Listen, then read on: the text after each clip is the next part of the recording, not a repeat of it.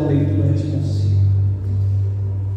Esperança para mim e para você tem a ver com o que está escrito aqui no versículo 38 e 39. Diz assim: todavia o meu justo viverá pela fé, e se retroceder, nele não se compraz a minha alma. 39. Nós, porém, não somos dos que retrocedem para a perdição, somos, entretanto, os da fé para a conservação da alma. O que é fé? Agora, capítulo 11, versículo 1. Ora, a fé é a certeza das coisas que se esperam e a convicção dos fatos que não se veem. Senhor Jesus, eu te agradeço. Eu te agradeço porque num mundo tão falto de fé, de esperança em alguma coisa ou em alguém, nós podemos professar essa justiça. Porque o Senhor me revelou ao teu servo Pedro, dizendo que a igreja seria firmada sobre a pedra, onde tudo que fosse ligado aqui na terra, o Senhor daria as chaves do céu, onde tudo que fosse ligado aqui na terra, também seria ligado no céu, e é nessa esperança que nós estamos seguindo, é nesse intuito que viemos até aqui nesta manhã, com o intuito de ouvir mais uma vez a tua voz. E Deus, não queremos fazer isso de nós mesmos. Talvez folheando esta palavra de nada adiantaria, mas se o teu Espírito bradar nos corações, a esperança haverá de voltar, ainda que esteja morta, porque todo aquele que crer, ainda que esteja morto, viverá. Então tenha liberdade nessa manhã, Espírito Santo de Deus, em falar mais alto no meu coração, no coração da tua igreja, e que nós possamos sair daqui alimentados de que esse mesmo Espírito que vai nos tocar nesta manhã, em momento oportuno, possa nos lembrar de cada palavra, para nós podermos seguir por ela. Nos entregamos nas tuas mãos neste momento. Fala conosco. Você vai se assentar, aplaudir e glorificar a sua presença maravilhosa que está aqui.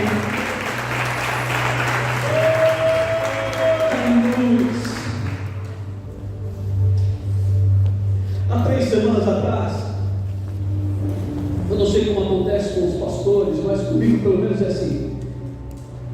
Quando eu tenho que pregar, quando eu tenho que ministrar uma palavra, o Espírito Santo vai me visitando com flashes, sabe? Passagens bíblicas.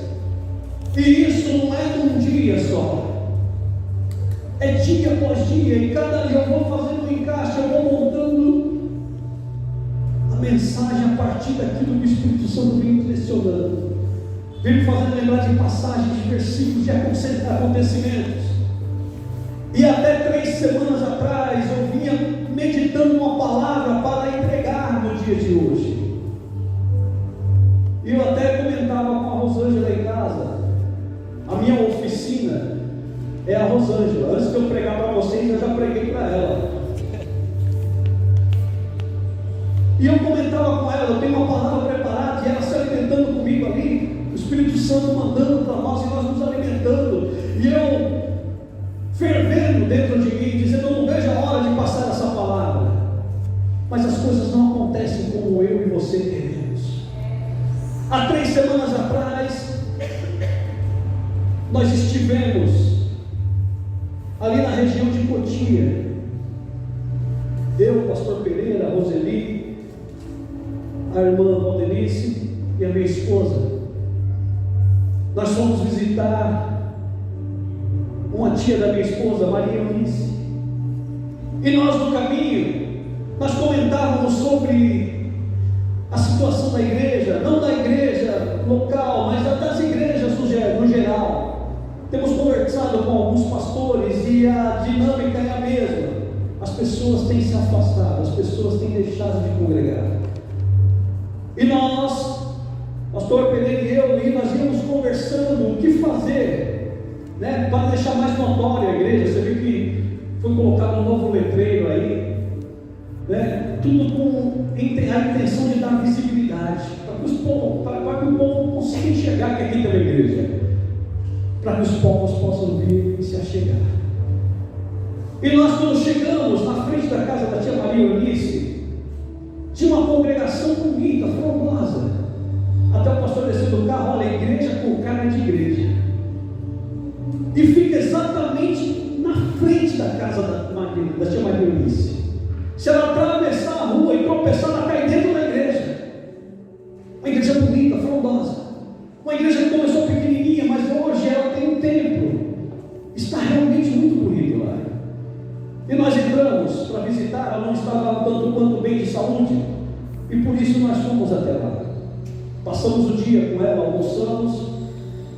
E eu lembro que em determinado momento a Roseli, juntamente com a Rosângela, indagaram a tia Maria Eunice: por que a senhora não vai para a igreja? A senhora tem que buscar Deus. E pensa aí, não é uma dificuldade, ela está do outro lado da rua, atravessou, está lá dentro.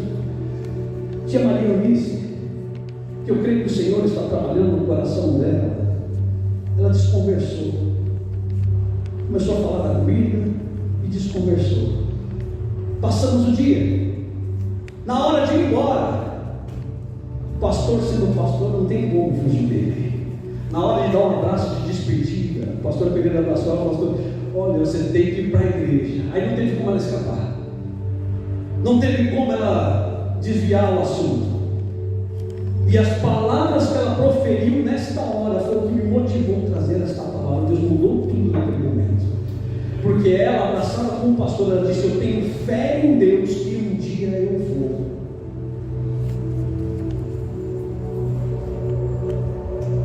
E isso me levou a pensar: que fé é essa? Que não é capaz de movê-la a apenas atravessar a rua para estar na casa de Deus. Percebe que não é o falar, eu tenho fé, tem que haver uma atitude.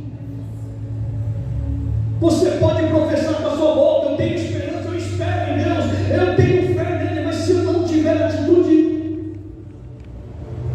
eu não tenho fé. A minha fé é morta se não tiver obras. O que é a fé? É a certeza daquilo que esperamos. Eu tenho fé que um dia eu vou, que eu vou, não, eu vou me arrumar agora. Mais tarde eu estou na igreja. Eu ouvi uma palavra que começa a dizer: eu tenho fé, eu vou receber agora. Não é um dia, é agora.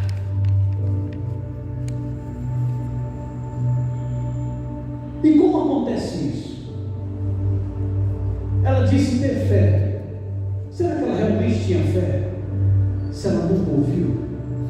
Lá em Romanos, capítulo 10, versículo 17, diz que a fé vem pelo ouvir, e o ouvir da palavra. Se eu não estar apto a ouvir esta palavra, eu não tenho fé. Não tem como você germinar em mim, dentro do meu coração, fé. Então eu não posso dizer que tenho fé. Mas uma vez que eu ouvi esta palavra, para que realmente ela surta efeito na minha vida, é preciso seguir uma diretriz. Eu quero agora que você vá para o exemplo prático comigo. Lucas, capítulo 6, versículos de 46, eu vou ler até o 49. Nós aprendemos lá em Hebreus 7:1 que a fé é o firme fundamento das coisas que se esperam e das coisas que não se veem. E aqui Jesus está falando com aqueles que estavam ali ouvindo as suas palavras, como deve se manifestar esta fé. Olha só, Ele está indagando aqui os fariseus e os escribas, e também os seus discípulos. No 46 ele diz: por que me chamas Senhor, Senhor, e não faz o que eu vos mando? Seguinte: todo aquele que vem a mim e ouve as minhas palavras e as pratica, eu vos mostrarei a quem é semelhante. É semelhante a um homem que, edificando uma casa, cavou, abriu profunda vala e lançou o alicerce sobre a rocha. E vindo a enchente, arrojou-se o rio contra aquela casa e não pôde abalar, por ter sido bem construída. Mas o que ouve e não pratica é semelhante a um homem que edificou uma casa sobre a terra sem alicerces, e arrojando-se o rio contra ela, logo desabou, e aconteceu que foi grande a ruína da casa. Percebe? Não estamos imbuídos, ou não estamos aqui apenas para ouvir. Chamá-lo de Senhor, Senhor, Ele é o Senhor da minha vida, eu espero nele. Se eu não praticar as palavras, eu estou construindo em terreno árido. A qualquer momento, como diz a gíria lá fora, né? O dito popular: a casa vai cair.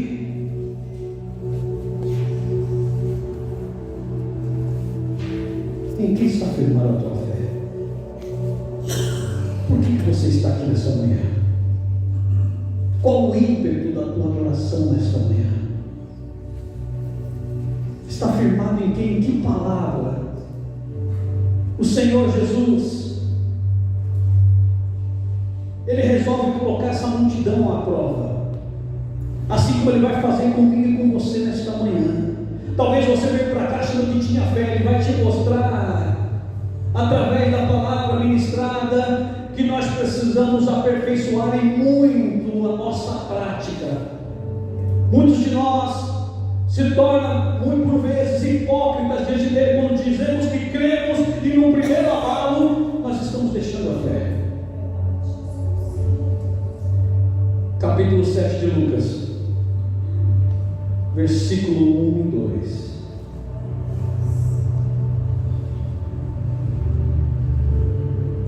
Jesus resolve colocar aquela multidão à prova, e Ele vai colocar muitos de nós à prova nesta manhã.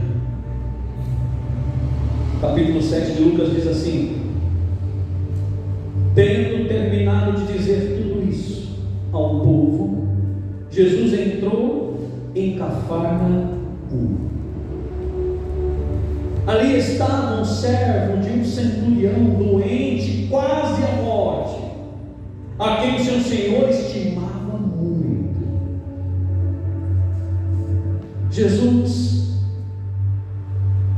resolve mostrar para a multidão esses dois âmbitos que Ele mostrou: alguém que tem a casa firmada na rocha e alguém que tem a casa firmada sobre a areia. Ou seja, aquele que tem uma fé fundamentada na certeza e na esperança de que Ele pode fazer, e aquele que apenas tem uma fé de boca, de palavras. Eu creio, mas ele vai até a cidade de Cafarnaum. Nós aprendemos aqui na sexta-feira com o pastor que esses nomes não são colocados aqui por acaso. Cada nome colocado em um texto ou enfatizado em um texto é porque tem uma importância para nós como igreja.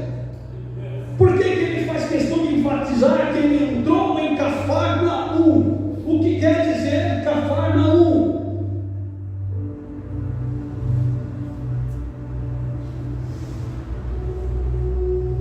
Lugar de tumulto, lugar de bagunça. Jesus resolve ir até um lugar de tumulto, um lugar em que a paz passa longe. Imagina como é que era a cidade. Se o nome dela já está dizendo isso, imagina como era a cidade.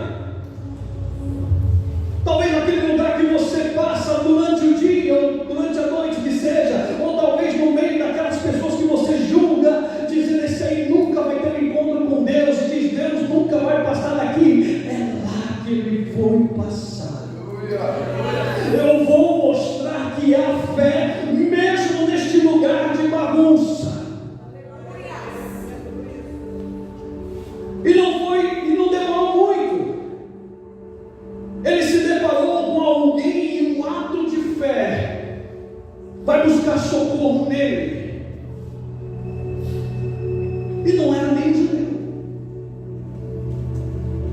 Não era alguém que conhecia as profecias, que esperava o Messias, que sabia o agir de Deus. Era alguém que vinha da etnia romana, um centurião, simpatizante do povo judeu. Ele, por assistir os perjúrios que a sociedade judaica passava na mão dos romanos, ele se compadeceu. E ele passou a ajudar o povo judeu. É claro que o governo de Roma nunca sonhou isso, mas ele ajudava o povo.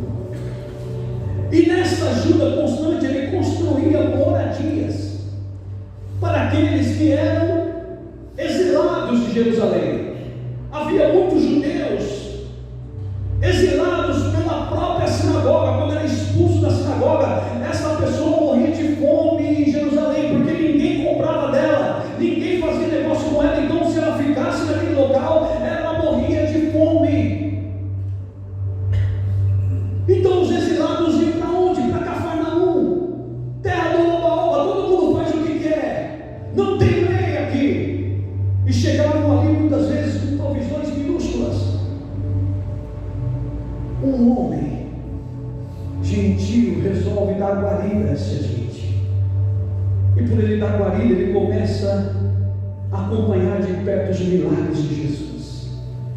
Talvez tem pessoas que não estão aqui em nosso meio, mas que crê mais do que eu e você. A gente ouve essa palavra todos os dias. E por que eu falo todos os dias? Porque você pode não estar aqui. Hoje está algo muito amplo. Você vai ver lá nas redes sociais, tem palavras sendo pregadas. Você liga a televisão, tem palavras sendo pregadas. A todo momento você está sendo bombardeado com palavras, e mesmo assim não crê. Esse homem não tinha posse das profecias, mas ele creu. Olha só, versículo 3. Ele ouviu falar de Jesus e enviou-lhes alguns líderes religiosos dos judeus, pedindo-lhe que fosse curar o seu servo. Como eu disse, ele não conhecia, mas ele tinha ouvido falar. A fé vem pelo ouvir. Aleluia! Aleluia! O ouvir da palavra. Aleluia! Ele não acompanhava, mas ele creu. Buscar. E todos conhecem a história. Não quero ser extensivo aqui, não é o meu intuito. Eu quero que você entenda como eu pude entender à luz do Espírito Santo. Aqueles que vão até Jesus começam a insistir com Jesus, dizendo: Jesus, Ele é digno de ser atendido, porque Ele nos ajuda. Nós vimos para cá, Ele nos deu uma vida, Ele tem ajudado a cada um de nós. Não há nada que você venha pedir para Deus que Ele já não saiba. Jesus já sabia o que ia fazer a respeito daquele homem. Ele já sabe o que vai fazer ao meu e ao seu respeito a esta manhã. Basta crer. Glória a Deus. Versículo 6. Jesus decide ir com eles. Jesus foi e já está perto da casa quando o centurião mandou amigos dizerem a Jesus: Senhor, não te incomodes, pois não mereço receber-te debaixo do meu teto. Por isso nem me considerei digno de ir ao teu encontro, mas dize uma palavra e meu servo sarará. Aleluia.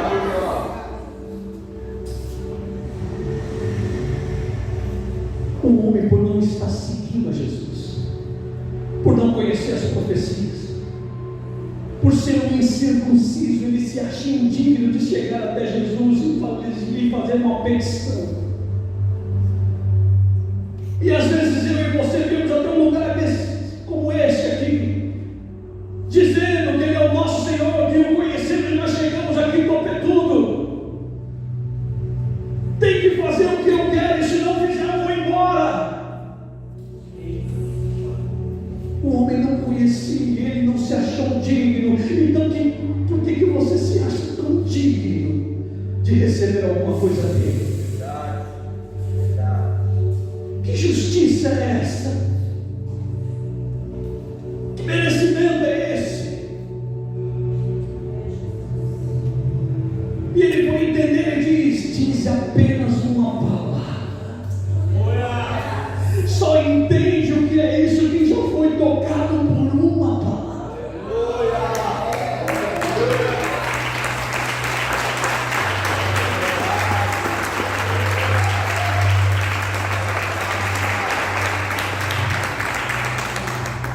O caso é que nós temos ouvido tantas.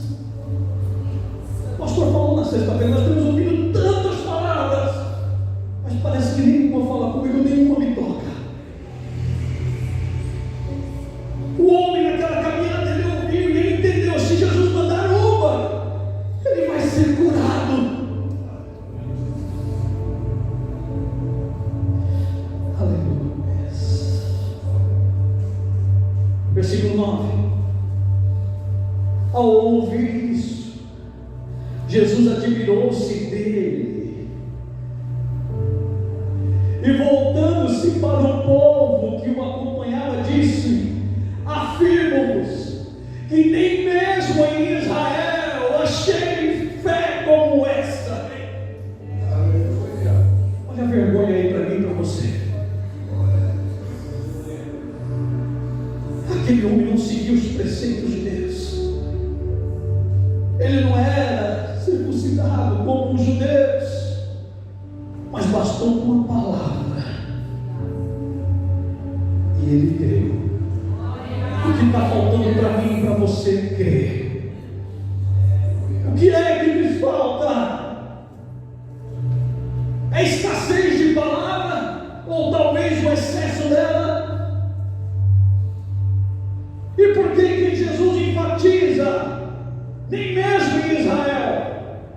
Porque essa escassez de fé mediante a palavra não é de hoje. Nós aprendemos hoje na EBD. Imaginem vocês, se eu viesse aqui toda semana pregar a mesma palavra, semana após semana, ficasse meses, anos pregando a mesma palavra, será que você estaria aqui ainda? Ou será que você já tinha pegado, tomado julgamento e disse: vou embora daqui porque o pastor enlouqueceu? Ou ele perdeu a espiritualidade porque só sabe falar esta palavra, não existe outra? O que é absurdo para você, Deus fez com Israel. Eles passaram 70 anos na Babilônia ouvindo a mesma palavra.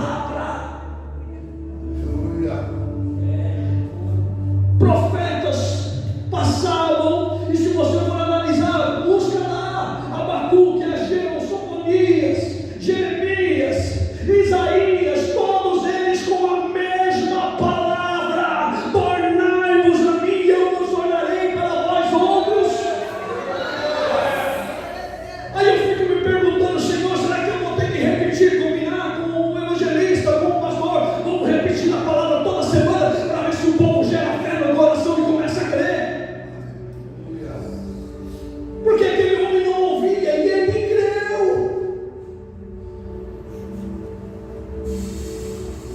Israel teve que ouvir 70 anos a mesma palavra, e ainda no tempo de Jesus, Jesus disse não encontrar fé neles. Nem mesmo em Israel achei fé como esta, no meio de um gentio. Percebe a oportunidade que eu e você temos nesta manhã de crer? Estamos sendo bombardeados com tantas palavras. Está na hora de crer.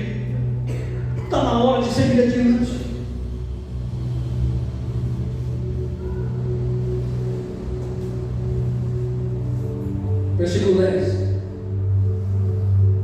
Então os homens que haviam sido enviados voltaram para casa e encontraram o servo restabelecido. Aleluia! Se você crê, basta uma palavra nesta manhã. Esse problema que está te acometendo vai ser resolvido. Basta crer. Só que agora Jesus, ele mexeu com o ego de Israel. Os moradores de Jerusalém ficavam a cerca de 4 quilômetros da onde Jesus está agora, dos exilados, terra da bagunça. Eram referência de serviência a Deus. Jesus agora tinha que provar o que ele estava falando. Se ele está dizendo que nem mesmo Israel ele encontrou, ele tem que mostrar isso. Só para mim, a título de conhecimento, para mim e para você, Jesus nunca dá um passo sem ter um propósito. Tudo que Deus faz na minha e na sua vida tem um propósito. Coisas boas, coisas ruins, tem um propósito. Versículo 11. Jesus vai provar que Israel está escasso de fé. Logo depois, dirigiu-se Jesus a uma cidade chamada Naim. E ia com eles os seus discípulos e numerosa multidão. Lembra do nome? Tem importância, tem relevância para mim e para você. O que quer dizer Naim? Lugar de tranquilidade ou de paz. Enquanto Cafarnaum é a terra da bagunça, a terra da desordem, Naim é terra de paz e tranquilidade. Só que o cenário que Jesus encontra ali não é de paz e tranquilidade. Vamos seguir o texto?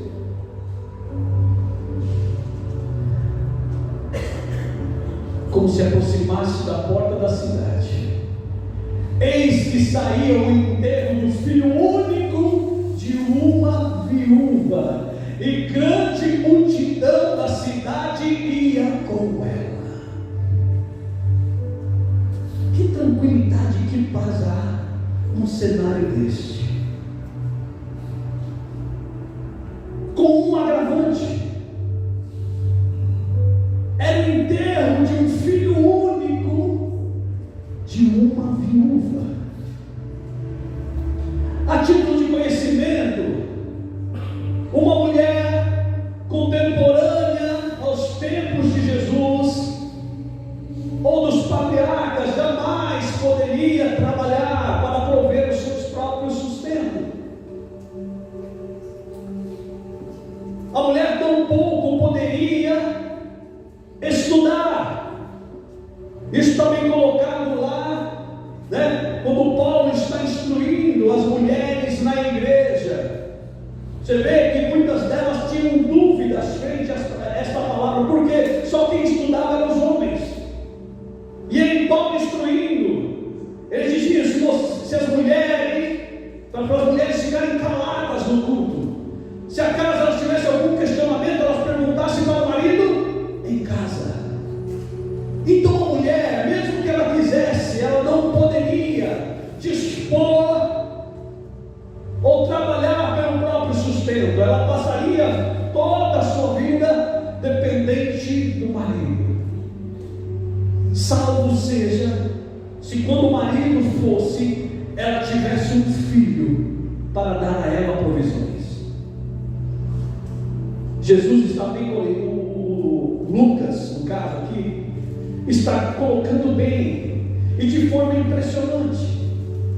Lucas, ele fala dos milagres de Jesus com uma eloquência tremenda, com um impressionismo tremendo. Por quê? Porque Lucas, ele não foi um dos discípulos ou dos apóstolos que seguiu Jesus. Ele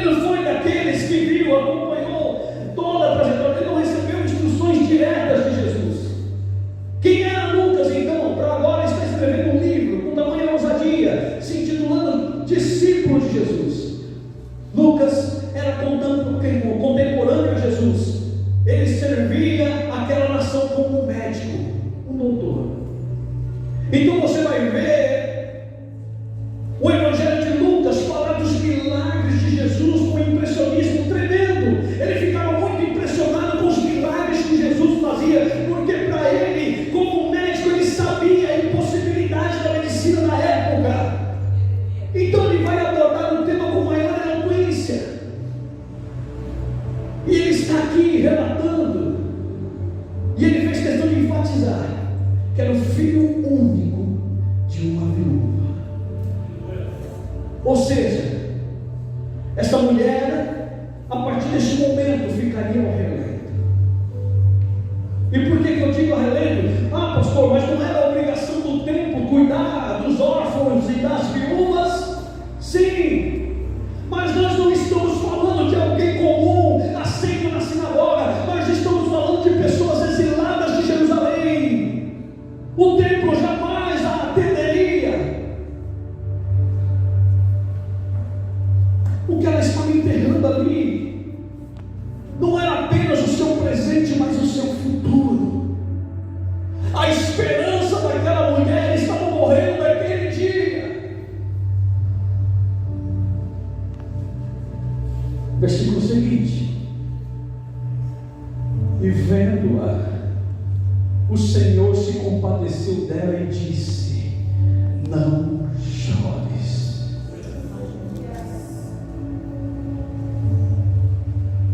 Eu fico imaginando a multidão que seguia Jesus, os próprios discípulos ao lado dele dizendo: Jesus é insensível. Quem pede num momento como esse? A vida dela está se encerrando ali. O quadro é gravíssimo. Ela não está enterrando apenas um presente que seria o marido, que lhe daria provisões. Ela está enterrando também o futuro, o que será dela. Imagina a multidão que acompanhava ela, porque diz que saiu uma multidão da cidade que acompanhava ela. Talvez um comentário entre a multidão era essa mulher, imagina, daqui mais uma semana ela vai também, que ninguém vai sustentar ela. E Jesus olha para ela e se compadece dela. E ele diz: não chores.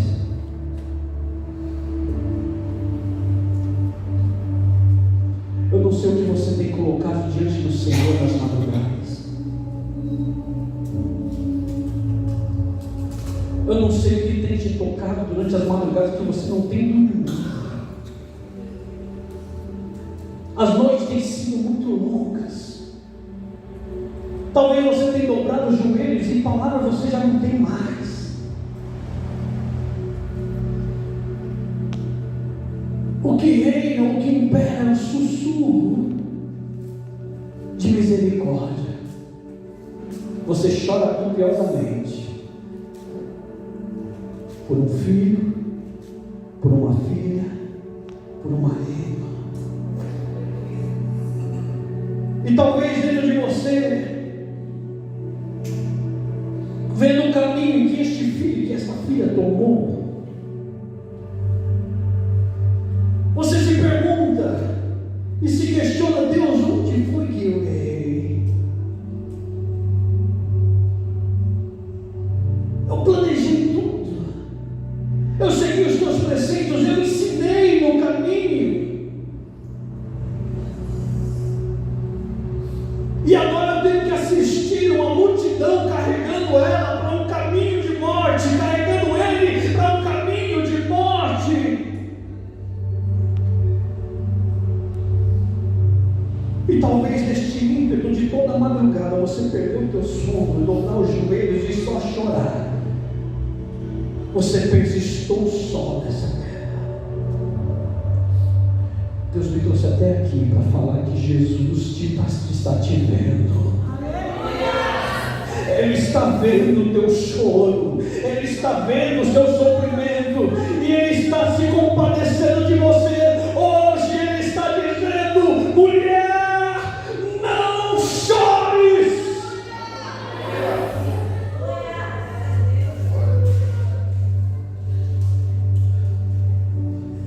Glória. Aleluia. Mas talvez você se pergunte, talvez a mulher dentro dela, a Bíblia não relata, mas vamos conjecturar.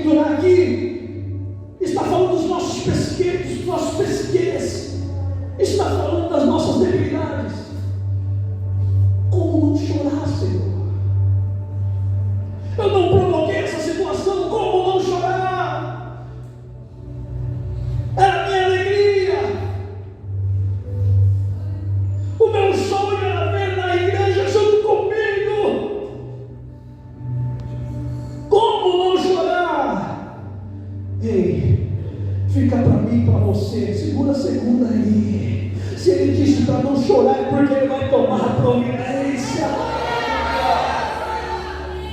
Aleluia. Versículo seguinte.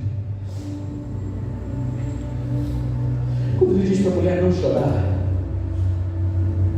é porque ele disse: agora briga comigo. Até agora você lutou com as suas forças, nem palavras você tem mais para pedir para essa pessoa, para esse irmão, para essa irmã, para o seu filho, para a sua filha, para o teu marido. Agora o negócio é comigo. Olha o que acontece.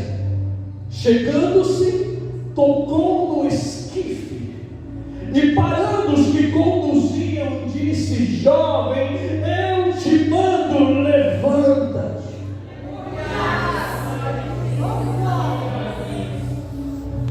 Como eu disse, Jesus mandou falar para você nesta manhã: para de chorar, porque essa situação eu vou parar hoje. Ele tocou no esquife e os que conduziam pararam. Senhor, eu não aceito meu filho está andando por esse caminho. É um caminho de morte eminente. Se ele morrer nesse caminho, ele não vai para o céu. Ei, não chores. Eu vou tocar hoje. E quem está conduzindo o seu filho, a sua filha por este caminho, vai parar hoje.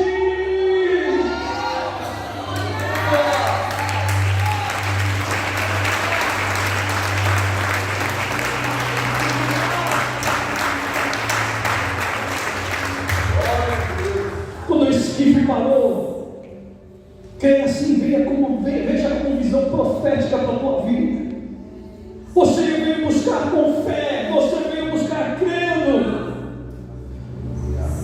Quando o caminho daquele jovem parou, a conversa de Jesus agora é com o jovem, não é mais com a mãe.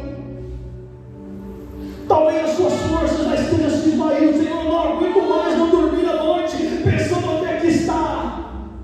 Jesus está dizendo: não chores, porque agora o negócio é comigo. Para hoje esse caminho, agora a minha conversa é com ele. Jovem, eu te digo, levanta-te. Se você crê, essa luta para hoje. O Senhor está falando que vai tocar. Eu não sei de que forma. Eu não sei de que forma ele vai tocar. Talvez a pessoa que você ora, que você busca tanto, chega aqui sem talvez as faculdades intactas, talvez mancando, mas vai chegar aqui para professar o que vai acontecer agora no versículo seguinte. Olha só, quando Jesus fala com o jovem, o que acontece no versículo 15? Sentou-se o que estivera morto e passou a falar, e Jesus restituiu a sua mãe.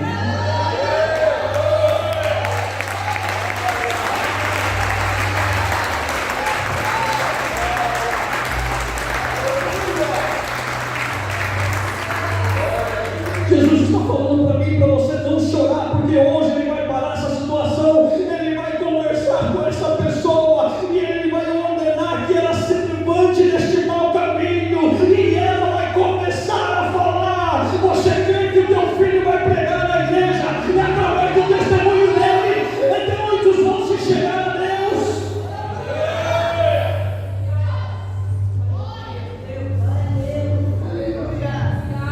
Você não perdeu ele, você não perdeu ela.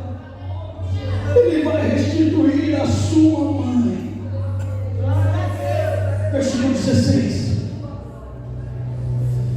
Aleluia.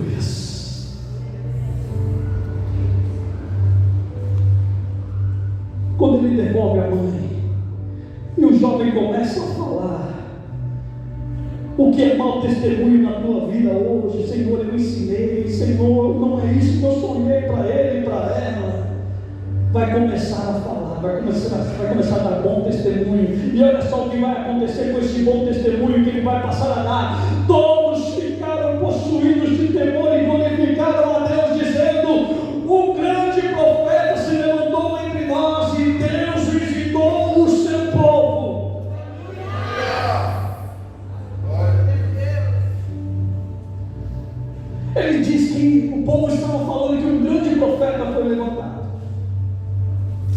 O que o povo não entendia é que Jesus não é profeta.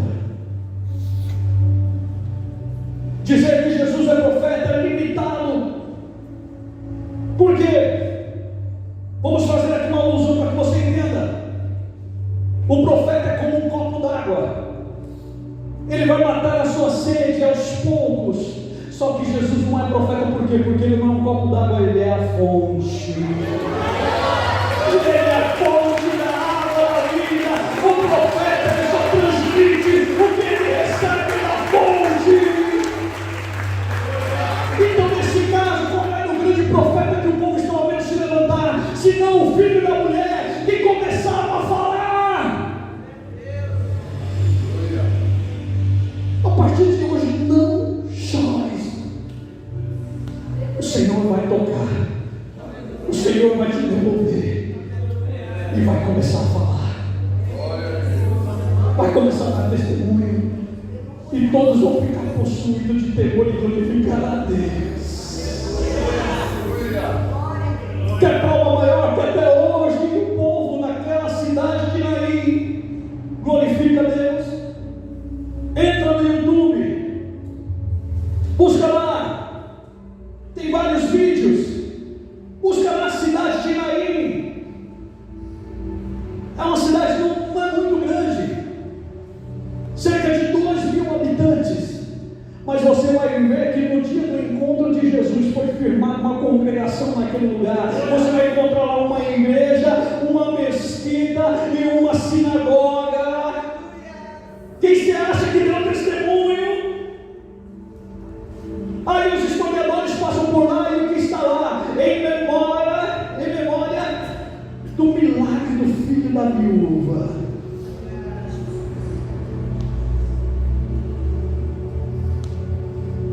Você crê que Deus pode mudar essa situação ainda hoje?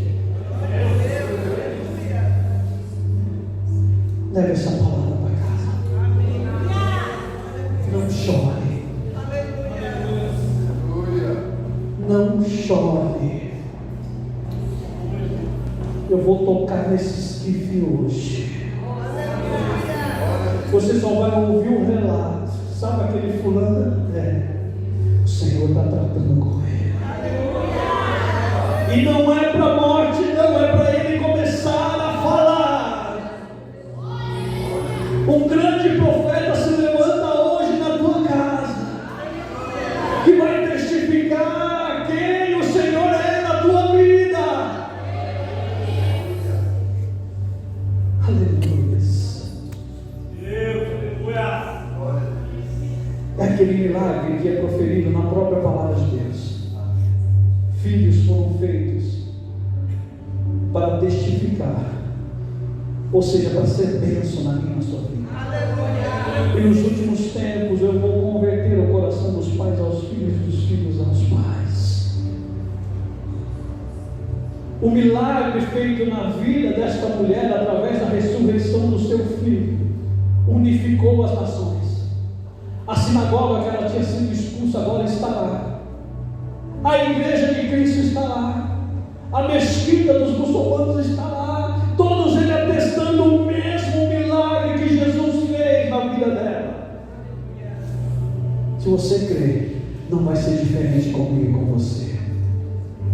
Amém? Eu acho que não é por muito falar, é por praticar agora.